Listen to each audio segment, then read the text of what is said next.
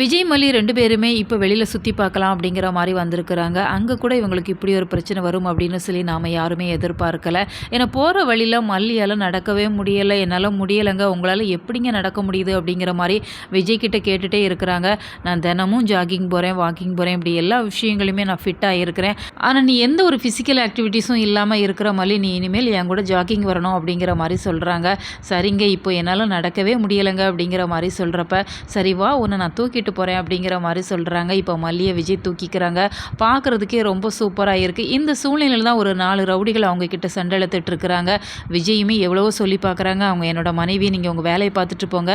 நான் பார்த்துக்கிறேன் அப்படிங்கிற மாரி சொல்றப்ப, இப்ப விஜய் கிட்ட சண்டைக்கு வராங்க. மல்லியுமே அந்த சூழ்நிலையில என்ன பண்றது அப்படிங்கிற மாரி தெரியாம தவிச்சு போய் தான் நிக்கிறாங்க. மல்லி நீ போயிரு அப்படிங்கிற மாரி சொல்றாங்க.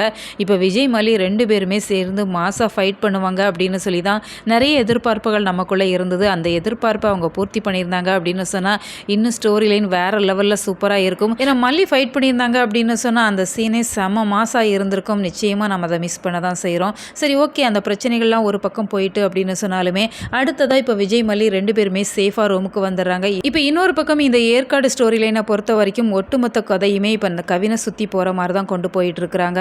ஒரு பக்கம் ரகுவோட ஆட்கள் கவின தேடுறாங்க. இன்னொரு பக்கம் போலீஸ் தேடுறாங்க. யார் கையில இந்த கவின் சிக்க போறாங்க அப்படிங்கிறதே தெரியல. இப்ப கவின மட்டும் பிடிச்சிட்டாங்க அப்படின்னு சொன்னா, இந்த சுடர் உயிரோட தான் இருக்கிறாங்க அப்படிங்கிற விஷயத்த கூடிய சீக்கிரம் வெளிக்கொண்டு வருவாங்க. ஸோ ஸ்டோரி லைனை பொறுத்த வரைக்கும் ரொம்ப ரொம்ப இன்ட்ரெஸ்டிங்காக கொண்டு போகிறதுக்குமே நிறைய வாய்ப்பு இருக்குது. அதைத்தான் ரசிகர்களுமே எதிர்பார்த்து காத்திருக்கும். நீங்கள் இதை எப்படி பார்க்குறீங்க? உங்களோட கருத்துக்கள் என்ன அப்படிங்கிறத மறக்காமல் கமெண்ட் பாக்ஸில் சொல்லுங்கள். மேலும் இது போன்ற வீடியோக்களுக்கு நம்ம சேனலை சப்ஸ்கிரைப் பண்ணுங்கள்.